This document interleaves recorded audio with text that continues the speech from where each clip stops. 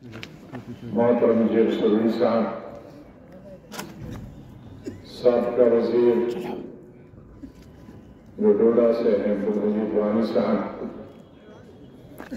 हमारे जोन के चुनाव वैली खिते के पार्टी के सदर अध्यक्ष मोहतरम मनहास साहब, रिटायर्ड IGP, हमारी जनरल सेक्रेटरी स्टेट की हमारी पार्टी की ठाकुर जी, हमारी स्टेट की सेक्रेटरी पार्टी की सुनीता अरोड़ा जी, हमारे प्रोविंस के कोऑर्डिनेशन के जनरल सेक्रेटरी यहाँ मौजूद है, कहाँ गए? जफरुल्लाह साहब, सबसे ज्यादा भागने वाले ये हमारे जम्मू प्रोविंस से जम्मू सेक्रेटरी हैं। हमारे जिले के पार्टी के सदर आसिफ साहब, आसिफ गट्टू साहब, हमारे जोन के दूसरे बहुत ही सीनियर लीडर ठाकरे के लिए असगर साहब जनरल सेक्रेटरी हैं, वाइस जनरल सेक्रेटरी, हमारे ब्लॉक प्रेसिडेंट यहाँ पिछड़े साहब खुद गए, हमारे SP के लीडर खुदा बख्श साहब, बहुत पढ़े लिखे क्यों गए खुदा बख्श के लिए,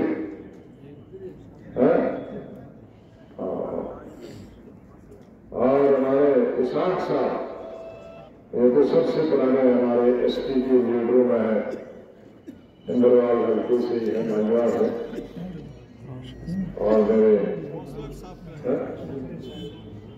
न हमारे हाजी अब्दुल गनी भट्ट साहब जो 70 से मेरे साथ हैं,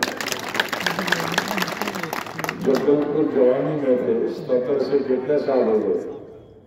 5 साल हो गया, 49 साल से मेरे साथ हमेशा रहे, और दूर दूर से आए हुए मेरे सभी कश्मीरी SP और दूसरे साबका कौंसलर ठाकरे, साबका काउंसलर साहिबान ठाकरे, मनोहर साहब, मेरी बहनें दो ही नजर आती है, मुझे वानी साहब कह रहे थे ये बीच में जो 2 बहनें हैं ये सबसे पहले आई है और 1 सेकंड के लिए भी हिली है। आपको मेरा प्रणाम कि इसी तरह से बहुत सारे लोग हैं जो सुबह से इंतजार कर रहे हैं। मैं देरी से आने के लिए माफी चाहता हूं, असली उसमें हमारा कसूर नहीं। हम अभी सुबह ये उधमपुर क्रॉस कर रहे थे तो बटोल से फोन आया कि बटोल ने सुबह सुबह ही एक ड्राइवर ने, ट्रक ड्राइवर जो शराब पिए था, तो बकरों की, शायद गुजरों की थी या बकर वालों की भेड़ें थी, और उसमें 2 गायें तो बटोल की थी, जिन वो पीछे जा रहे थे रास्ते, वो ट्रक शराब पी के रही तो 30 उसने भेड़े और 2 गाय मार दी। तो तकरीबन 7-8 घंटे जब हमने जम्मू से शुरू भी नहीं किया था तब से वो सड़क बंद, तो इसलिए 2 घंटे हम बटोल में बैठे रहे, और तब तक DC वगैरह साहब से बात की, रामबन को उन्होंने खाली कराया रास्ता, लेकिन उसमें भी 7-8 घंटों के बाद रास्ता खुला, और हमारे भी 2-2.5 घंटे उसमें चले गए, वरना मेरा नमाज पढ़ने का इरादा भी नहीं था, और रास्ते में भी किया था नमाज पढ़ने का इरादा, लेकिन आज कहीं भी नहीं पहुंच पा रहा, नमाज भी नहीं पढ़ पा रहा। मैं आप सबको ईद की मुबारकबाद देता हूं, और खुशी इस बात की है कि अच्छी तरह से जो रोजादार है उन्होंने रोजे रखे, नमाजें पढ़ी, तहज्जुद पढ़ा और उसका अजर अल्लाह ताला आप सबको दे। जिन्होंने नहीं पढ़ा उनको भी अजर दे। हमारे हिंदू भाई हैं उनको भी, उनके लिए भी दुआ है, भगवान उनका भी, अल्लाह उनका भी भला करे। हम सब ऊपर वाले की बनाई हुई कायनात। इलेक्शन बहुत सारी तकरीरें की, मुझे वानी साहब बता रहे थे क्या क्या उन्होंने बोला। दो चार चीजें मैं बताना चाहता हूं।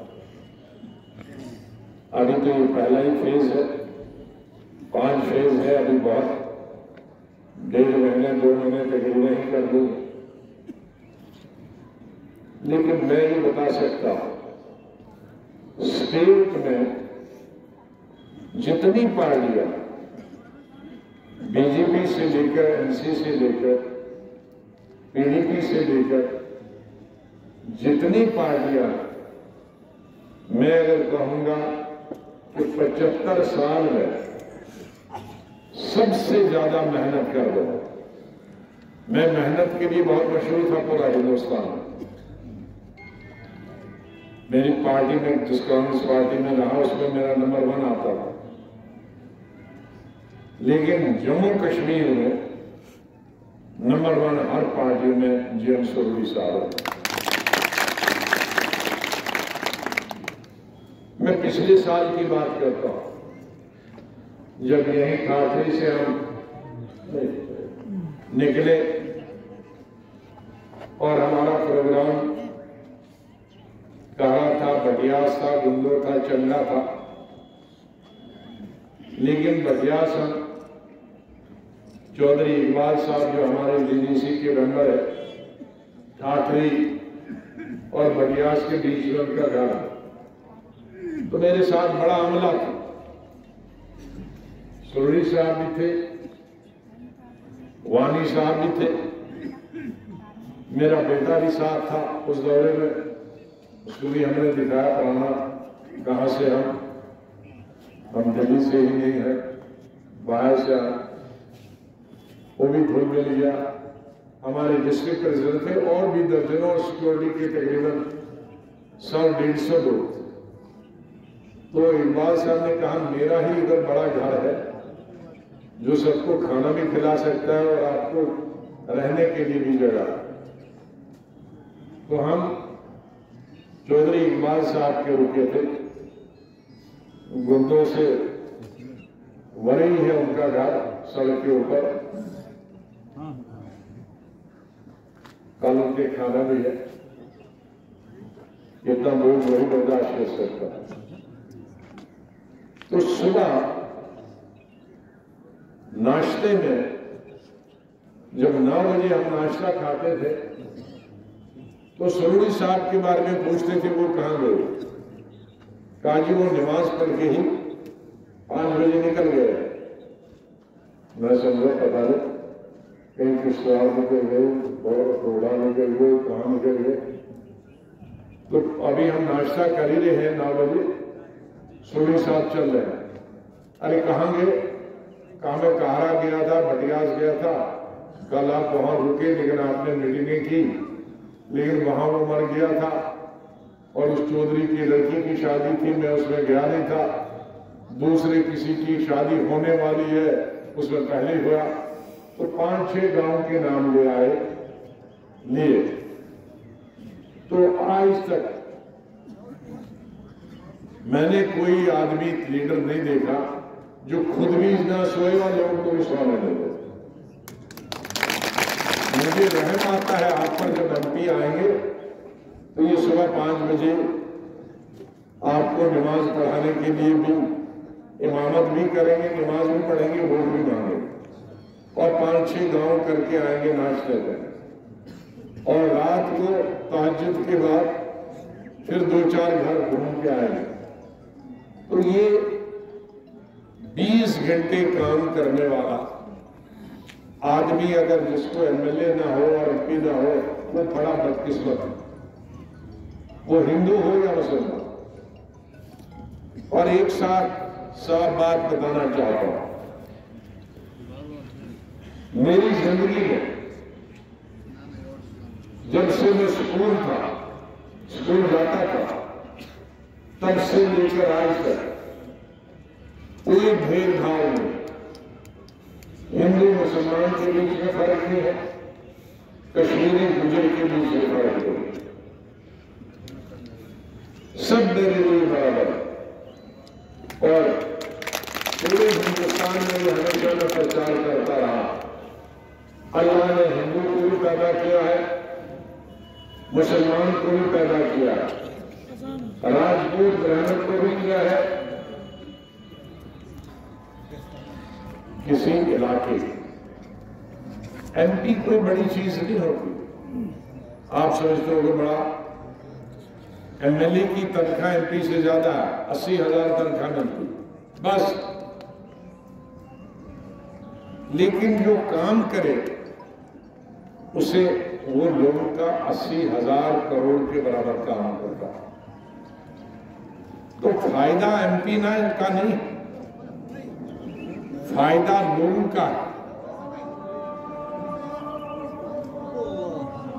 सोचियत कर रहा हूं।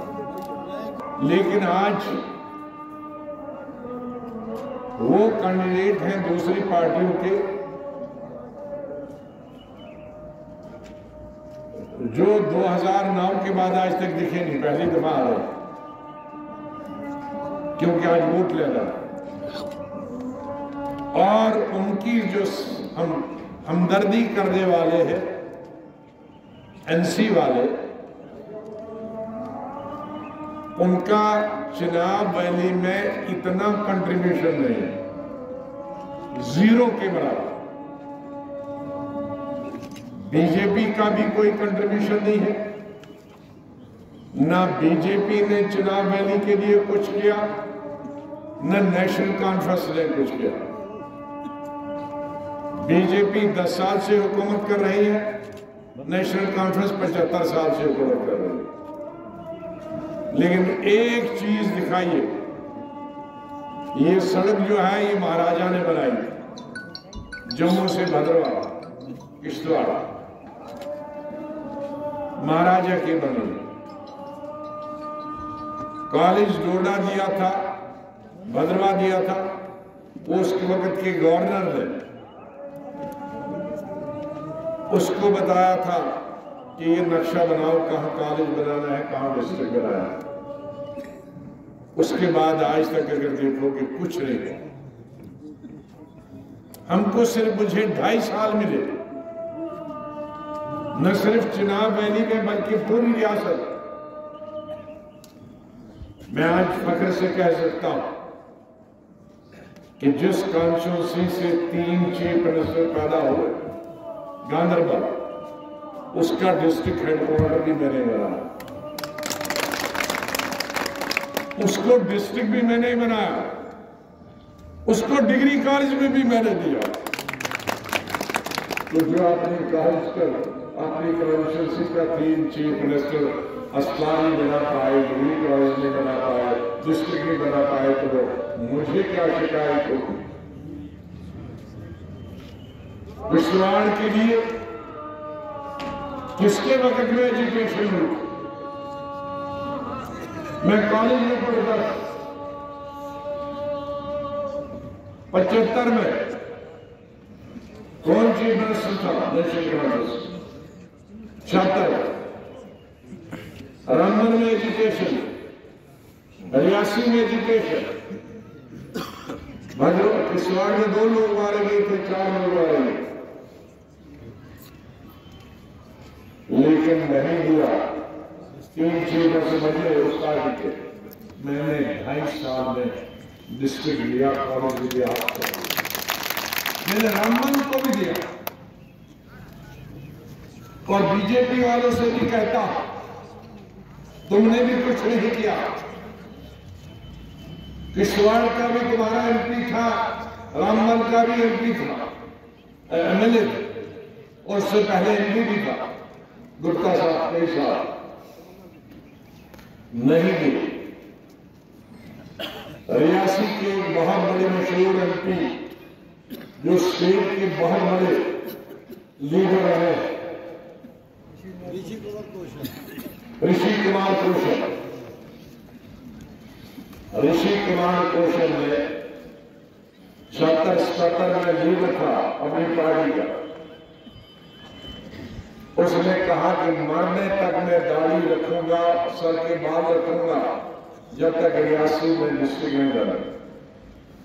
बीजेपी का लीडर, बीजेपी छोड़ेगी। लेकिन जब मैं चीफ मिनिस्टर रियासी को मैंने डिस्ट्रिक्ट दिया और मैं उसका पत्थर रखने के लिए डिस्ट्रिक्ट दिया, तो ऋषि कुमार कौशल जिनको मैं कॉलेज के जमाने में देखा था, उनकी तरफ से मैसेज आया कि आज साहब को कहो कि मैं आपकी पार्लियामेंट मीटिंग अटेंड कर दे रहा हूं। मैं हूं बीजेपी में ही, आपकी पार्टी ज्वाइन नहीं करूंगा, लेकिन आपके हाथ चूमने आऊंगा अपने डिस्ट्रिक्ट की, और साथ में नाई को भी लाऊंगा और स्टेज पे मेरी बात कर। तो रियासी में तकरीबन 1 लाख के करीब लोग थे। नया जिला दिया था, उस बिल्डिंग का संग बुनियाद रखना था, और ऋषि कुमार कौशल इतने यहां तक दाढ़ी, यहां तक सर के बाद, मैंने तकरीबन 40 साल के बाद देखा, 45 साल। उनकी पत्नी, उनका दामाद, बेटी और साथ में नाई। तो वहां उन्होंने मेरे स्टेज से सर के बाल भी और दाढ़ी भी कहा। तो बीजेपी भी उनका, अटल जी भी हुकूमत में रहे, लेकिन वो नहीं कर पाया।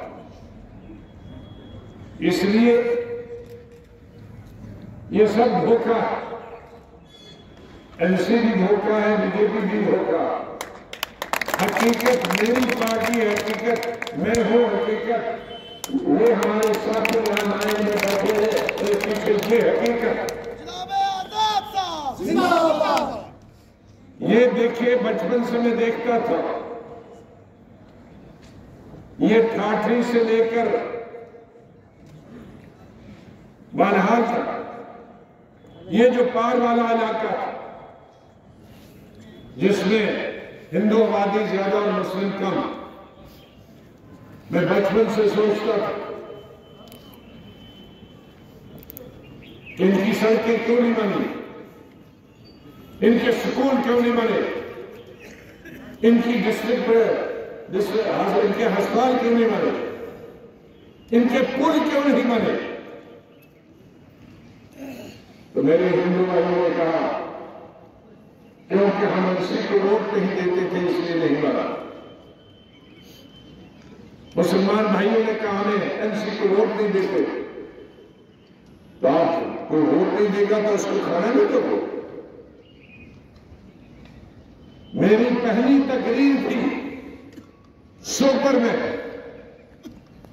और शायद मिलिटेंसी के बाद वो मेरी और आखिरी किसी चीफ मिनिस्टर की तकरीर अभी तक सोपर में हुई, क्योंकि गिलानी साहब जिंदा होते थे, उनके वक्त कोई जरूरत नहीं करता।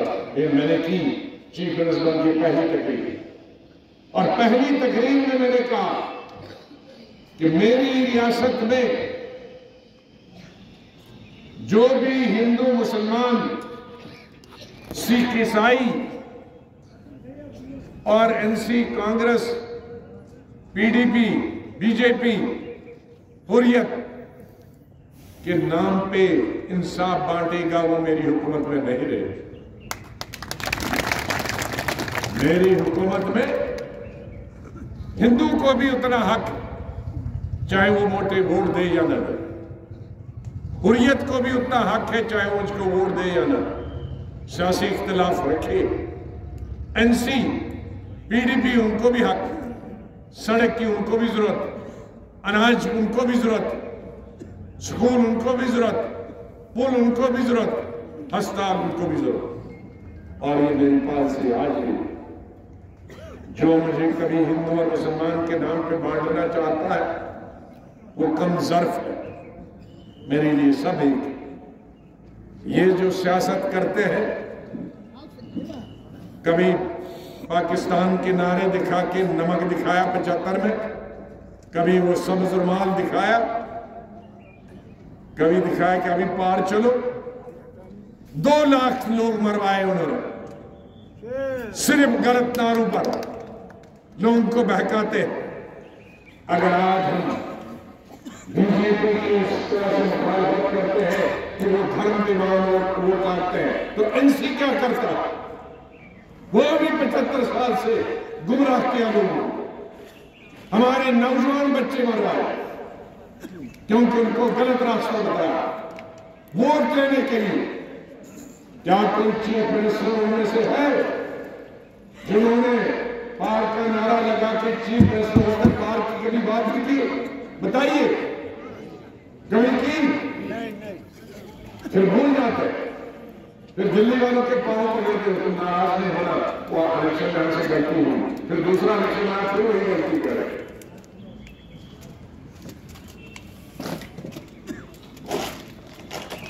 इस दफा पहली दफा पकड़ में आया, लेकिन नजदीक का उसी पार्लियामेंट में एक राज्यसभा में था। मेरी 200 तकरीरें हुई है मोदी साहब की गवर्नमेंट के खिलाफ। ये 3 MP थे, राज्यसभा में एक तकरीर सुनाए क्योंकि वहां उनके सामने मुर्गी बन जाते हैं, यहां आकर शेर बन जाते हैं। लखन के ऊपर मुर्गी, यहां शेर। जब 370 खत्म हुआ, मैंने 1.5 घंटा तकरीर की। ये 3 आदमी थे, एक लफ्ज बोला, एक लफ्ज नहीं बोला, लेकिन 370 इलेक्शन मुद्दा बनाने वाले वही जो पार्लियामेंट में बोले। फिर कहते हैं उसके बाद हमने जुलूस इसलिए नहीं निकाला कि हम बंद थे। अरे तुम सब लीडर को 2 दिन पहले मोदी साहब से मिले कि हमको बंद रखो वरना हमें जुलूस निकालना पड़ेगा। और यहां गलियों में हमको कहते हैं बीजेपी के साथ। जरा एक तकरीर करें मोदी साहब के खिलाफ यहां, क्योंकि सब ईडी केस खोलेंगे। मेरा कोई ईडी नहीं, मेरा घर भी अभी तक नहीं, इनके यहां से लंदन तक घर। गुलाम नबी आजाद ने कोई दौलत नहीं की। हिंदुस्तान में मैंने कहा, दिल्ली में, हिंदुस्तान में हिंदू मुस्लिम बीजेपी कांग्रेस कॉन्फ्रेंस कोई बड़ा ये कह दे कि जिंदगी में मैंने किसी प्रोजेक्ट के लिए, किसी तबादले के लिए बैठ जाओ, किसी ठेकेदार से, किसी मुलाजिम से एक नया पैसा लिया। इन लोगों के हर होटल में पार्टनरशिप है, हर बिजनेस में पार्टनरशिप। गुलाम नबी आजाद ने आज तक पर्दे नहीं खोले। मैं हमेशा कहता था इनकी दौलतें 30 साल देखो, 40 साल पहले आज देखो। गुलाम नबी आजाद और उसके भाइयों की दौलत देखो, 50 साल पहले आज से 10 गुना थी, आज 10 गुना कम, क्योंकि मैंने किसी रिश्तेदार की नाजायज पावर का इस्तेमाल होना। हिंदुस्तान की सियासत में, दुनिया की सियासत में गुलाम नबी आजाद पहला आदमी हिंदुस्तान जिसने सब सेक्रेटरियों को, सब डीसीज को, सब एसपीज को लिखा कि मेरा भाई, मेरा बाप, मेरी बीवी, मेरा बेटा अगर कोई सिफारिश करेगा तो उसको सिफारिश करेगा। ये तमाम चीफ मिनिस्टर तो पहले सब अफसरों की ड्यूटी लगाए, ये ठेका मेरे भाई को देना है, मेरे साले को देना है, और भले ईमानदार लिखा। मेरे भाइयों चुनाव देने के गुमराह मत हो जाओ इन मीठी बातों से। कोई गुमराह होता हिंदू के नाम से, कोई मुसलमान के नाम से इसका। हिंदू धर्म है हमारी पूजा पाठ करने के लिए, मैं उनका बहुत आदर करता हूं। मुसलमान है पूजा पाठ करने के लिए, अपनी इबादत करने के लिए, हज, ज़कात, नमाज 5 वक्त, तहज्जुद के लिए। दुनिया में 2 चीजें हैं, एक आखिरत और ये आज की जगह। नमाज, पूजा पाठ, गुरुद्वारे, ये सब आखिरत के लिए। लेकिन आज की दुनिया में जिंदा रहने के लिए हुकूमत, जो हुकूमत में चोर है, उनकी चोरी ना छुपे, इसलिए वो धर्म का इस्तेमाल लेते।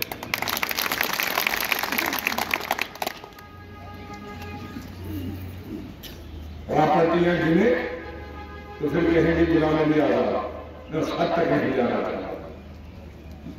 मैं 50 साल पहले लोगों ने कश्मीर में ही पढ़ा, कश्मीर के एसपी का, मैं दूसरी जगह नहीं पढ़ा हूं। आज की चीफ मिनिस्टर में कोई लंदन में और कोई बॉम्बे में और कोई सिलावर में, मैं यही का पढ़ा हूं स्कूल से एमएससी तक। इसलिए सबके छोटे छोटे मामलों में पहले कहाँ रहते थे, आज कहाँ रहते थे, पहले क्या दौलत थी, आज क्या दौलत, और मेरी भी देख ले क्या दौलत, मेरे रिश्तेदारों की भी दौलत देखे, उनके रिश्तेदारों की भी दौलत देखे।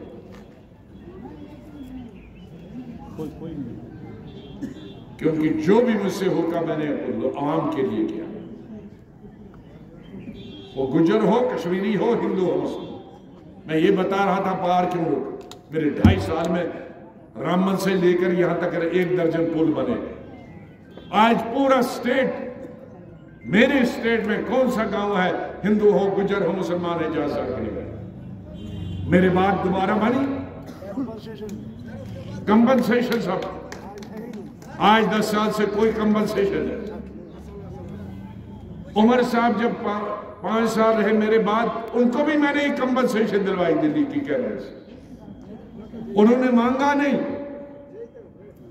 प्राइम मिनिस्टर सोनिया गांधी जब किश्तवाड़ आए, रिकॉर्ड खोलिए, मैंने जब तकरीर की, उमर साहब ने मांग नहीं की, लेकिन मैंने मांग की कि मेरे बाद अब उमर साहब आए, मैं सेंटर से पैसे लाता था कंपनसेशन के लिए, तो आज मेरे डिस्ट्रिक्ट में आए हो पहली बार डॉक्टर मनमोहन सिंह जी के और सोनिया गांधी, मेरी सिर्फ एक मांग है, वो है कि वो कंपनसेशन इनके बगैर। फिर काबीना के बाद, मैं तब तक मंत्री बन चुका था सेंटर, काबीना एक तरफ सब्र हो गई कि नहीं देना, क्योंकि हिंदुस्तान में कहीं भी नहीं दिया। तो मैंने कहा मैं कैबिनेट से इस्तीफा देता, तब जाके उनको भी दिलाया। अरे मैं काम करने के लिए करता था, जो चीज से बनते हैं ऐसे अशरत के लिए नहीं बनते था। मैं 18 और 20 घंटे काम करता था, दुनिया के चक्कर लगाने के लिए नहीं करता था। इसलिए गुमराह हो जाओगे तो एक नियामत से महरूम हो जाओगे और बर्बादी के रास्ते पे चलो। वो हिंदू है यहां का, मुसलमान है सिख। मैं एक ना पीर हूं ना फकीर हूं, मामूली सियासतदान, लेकिन जिंदगी में कभी झूठ नहीं बोला। मजहब में हमारे सबका एक ही दिन, लेकिन सियासत में गांधी के मामला आज नहीं छोड़ के काम छोड़ के शुरू से स्टूडेंट रहा, वो जिंदगी में कभी 2 चीजें उसकी मुझे पसंद आ। सबसे अच्छा हिंदू भी था, सबसे ज्यादा अच्छा सेकुलर। पूजा पाठ में एक कमी भी नहीं करता था, लेकिन इतना सेकुलर था कि उसने कहा आजादी के बाद मुसलमानों को राइट्स होना चाहिए। इतना सेकुलर, हालांकि आजादी के वक्त कितनी नफरत थी हिंदू मुसलमान, लेकिन गांधी ने तो भी ये जरूरत थी कहने के लिए कि मुसलमान प्राइवेट होना, इसलिए उनको माना। और पूजा इतनी करता था कि पूजा में ही उनको गोली मार दी। तो हिंदू भी थे, सेकुलर भी थे। तो कोई कहेगा कि पूजा पाठ करने वाला हिंदू सेकुलर नहीं है, गलत नहीं है, उसको मैं गांधी को पढ़ा। कोई कहेगा इबादत करने वाला सेकुलर नहीं है, तो मौलाना आजाद को। मौलाना आजाद ने उर्दू पहला तर्जुमा कुरान का मौलाना आजाद ने किया, नवाज में भी, लेकिन सेकुलरिज्म में भी। तो इसलिए मैं आपसे कहता हूं, एक होकर मुतहिद होकर गुमराह मत होइए। जो कभी आजादी के नारे लगाते हैं, कभी 370 के नारे लगाते हैं, उसके लिए तो कुछ किया नहीं। अभी मुझीब वानी साहब ने बहुत बड़ी लीडर इसी की जिनके खिलाफ मैं कभी जिंदगी में सोच ही नहीं सकता। उन्होंने खुद असेंबली में बताया कि ये हमारी रुकावट आ रहा है। शायद उनकी पार्टी के लोग इसलिए पार्लियामेंट में नहीं बोलेंगे कि होने से कहेगा ये आपके वालिद मोहतरम का, लेकिन मैंने बोला। उन्होंने स्टेटहुड के बारे में नहीं मांगा। मैंने 370 के बाद 6 और पब्लिक मीटिंग की है। जब तक स्टेटहुड नहीं मंजूर कराई तब तक मैंने खलास नहीं।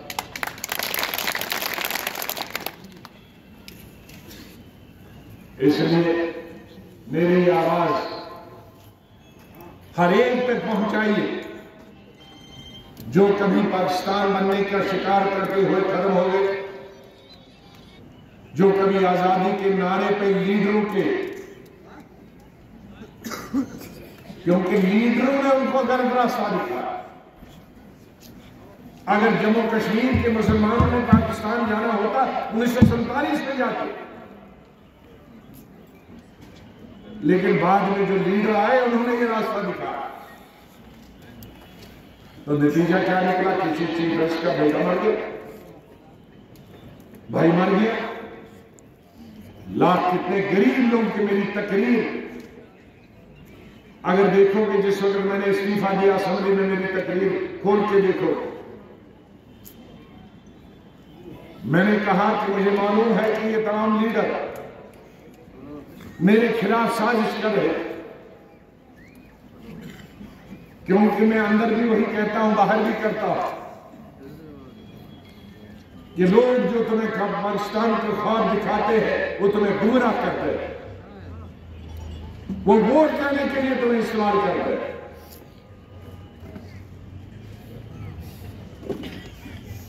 और आज 75 साल के बाद देख रहे हैं कश्मीर के लोग भी, हिंदुस्तान के लोग भी, किस तरह से खाने पे झगड़े हो रहे,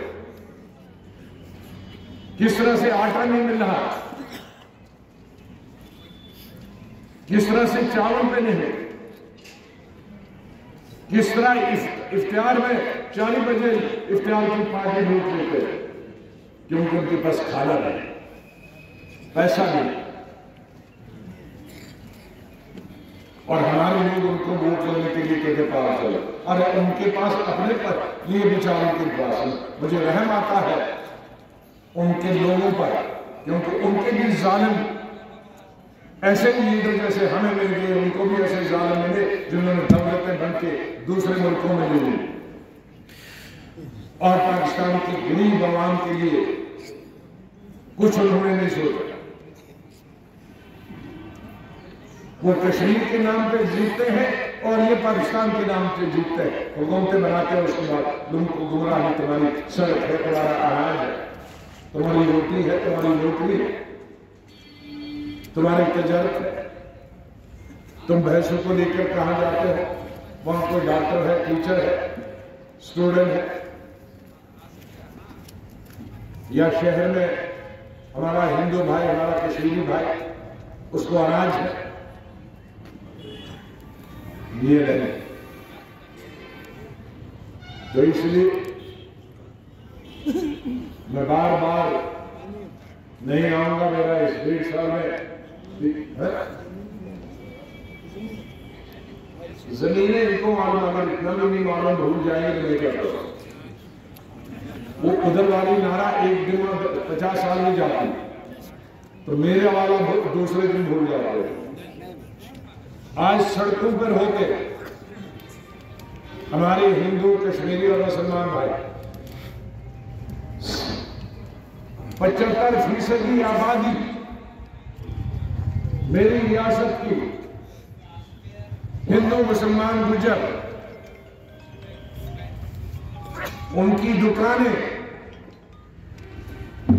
उनके कोठे, उनकी जमीन, उनके घर दुकानें, उनके खेत सरकारी जमीन पर। कौन सी सरकारी? या जंगलात की, खासा सरकार की, इरिगेशन की, और क्या क्या बोला, शामलाट, चरगाहे। ये 75% जमीन पे आज हमारे स्टेट का गुजर, कश्मीरी, चौधरी साहब, मेरे लोग और हिंदू भाई उस सरकार पे जमीन। मैंने कानून लाया था, रोशनी का स्कीम,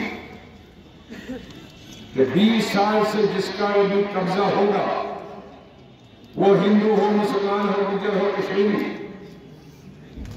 वो जमीन उसके नाम पे दी जाए। लाखों लोगों ने अपने नाम पे जमीन दी, लेकिन आज की गवर्नमेंट है उस मेरे असेंबली के कानून को भी रद्द कर दिया। अगर मैंने अपनी पार्टी की हिदायत, लोगों को हिदायत नहीं दी होती, जिसमें यहां चुनाव वैली में सोनी साहब, वानी साहब और हमारे सभी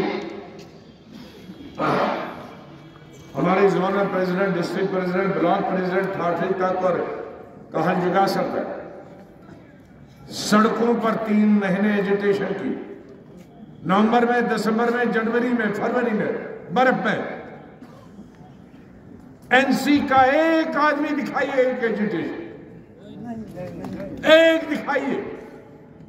आज वो डालिए अपनी है, आप लोग भी प्रचार नहीं करते, डालिए वो सब, उसमें एनसी का एक आदमी देखे।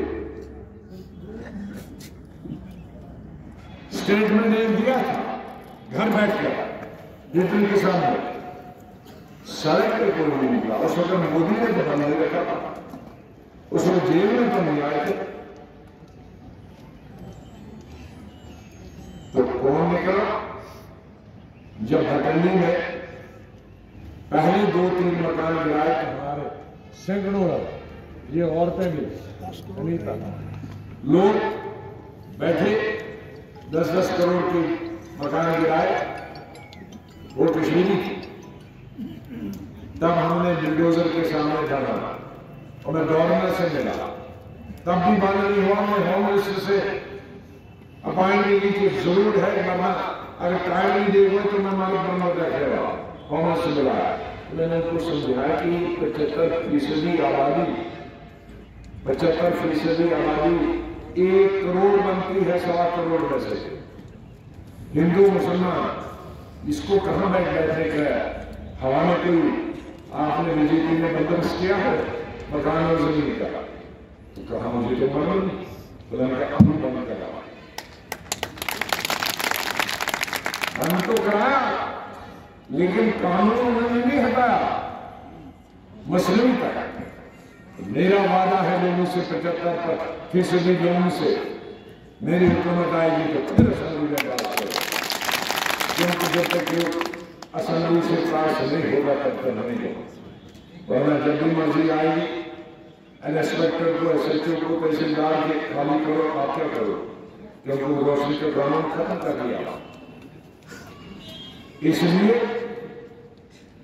ये जो दूसरे गुमराह करते हैं, इन्होंने आपके लिए कुछ नहीं करना। सारा पेट हमें नहीं भरोगा, मेरा भरोगा बेटा, उसके पुत्र जाना, उसके दोते जाने हमें बनाया, उसके पोते जाने हमें भरोगा है, पूरा खानदान है ना, वहां पर भरो जाएगी तो कुछ रहेगा तो फिर दोनों भी मिलेगा। तो मेरा कोई हमारा इससे नहीं, असली अपने रोजगार गुजार है। मेरे कहते जी मकान दिता था सरकार, अरे सरकार में जड सिक्योरिटी ਤੁਹਾਨੂੰ तो मच्छर ने भी कटिया नहीं जो चीफ मिनिस्टर मेरे ते 26 हमले हो गए हैं, थोड़े ते हमले करने वाले तो तुम तो उन्होंने बरादरी दे अंदर राती तो उन्होंने कहते अगे अगे चलो बाहर कहते को उन्होंने मारो, मैं तो अंदर बाहर एक ही कहना, समझ आए। उन्होंने क्यों नहीं छेड़ दी? तो इसलिए मेरे हिंदू मुसलमान कश्मीरी गुजर भाई, ये आपके फायदे के लिए है। जहां मैं नहीं पहुंचूंगा वहां सऊदी साहब, मजीद साहब, बाकी आईजी साहब, हमारे block president, zonal general secretary, ये सब मिले, हमारे कॉर्पोरेटर पहुंचे। तो मैं आपसे गुजारिश करता हूं, हमारा निशान, कांग्रेस की इतनी ताकत है तो गांव में क्यों कहते हैं कि आज़ाद साहब का निशान हाथ है? अरे हिम्मत है तो आज़ाद साहब के बगैर ले लो, वहां भी 420 कर 420 कर दो। कैंडिडेट अपना गालियां गुलाम नबी आजाद को और लोगों को कहते हैं उनका निशान हाथ। अरे इतनी हिम्मत है तो कहो ना इनका निशान हाथ है, ये कहो कि उनका निशान बाल्टी है। चोरी करने में हेराफेरी करते हो, तो मेरा निशान हाथ वाथ नहीं है।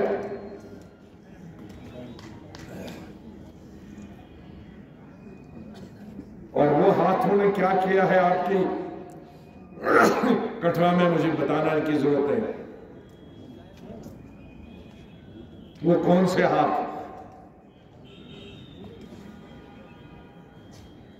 मेरा हाथ बाल्टी,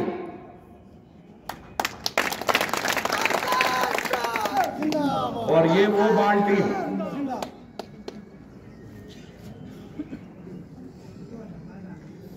हिंदू हो, मुसलमान हो, कश्मीरी हो, गुर्जर हो,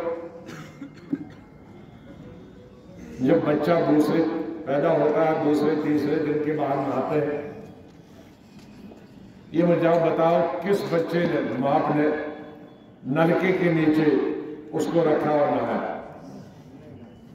बाल्टी में पानी डालते हैं भाई, डालते हैं बाल्टी में, क्यों उसके ठूठी के नीचे ला देते हो?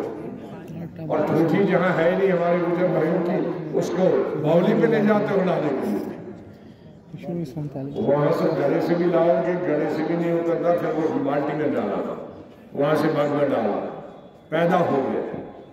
हिंदू, मुसलमान, कश्मीरी, गुजर, दलित, राजपूत, ब्राह्मण, अब मर गया जब बूढ़े ने, तो उसको भी खड़ा करके रखते हो नलके के नीचे, उसको दरिया में ले जाते हो नहलाने के, उसको भी बाल्टी में पानी डाल के नहलाते हो। तो ये बाल्टी जो है, ये हमारे पैदा होने से हमारे मरने तक, पैदा होने के वक्त भी हम पहला नहाना बाल्टी के पानी से होता है, ऊपर भगवान के अल्लाह के पास जाने से पहले भी बाल्टी के पानी से नहाते हैं। ये हमारी बाल्टी उम्र भर के लिए हमारे साथ है। इसमें दूध भी लाते हैं, पानी भी लाते हैं, लस्सी भी ले जाते हैं, सब कुछ करते हैं। तो इसी बाल्टी को सब घर में कोई ऐसा नहीं है कि बाल्टी,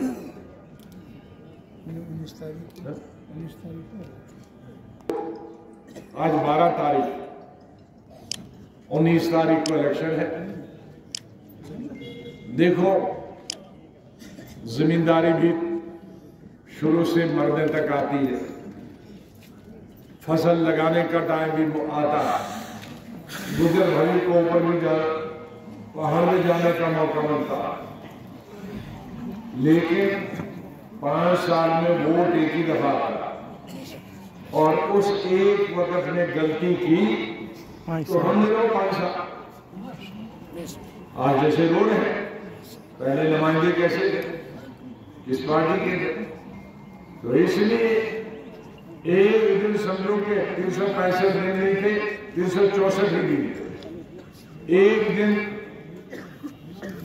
सब बुढ़े, 18 साल का बच्चा, बच्चियां, ये सब लेकर पोलिंग स्टेशन पहुंचता है और वहां बाल्टी ढूंढनी है। बाल्टी के सामने, बाल्टी पे खटका नहीं ना, बाल्टी के सामने ये होगा बटन, उसको दबाना, नहीं तो बाल्टी को दबाओगे, ये सब हमारे लोग कहते हैं बाल्टी कर दो, बाल्टी में नहीं, बाल्टी के सामने बटन होगा, है उसको दबाना और जीत जाएंगे।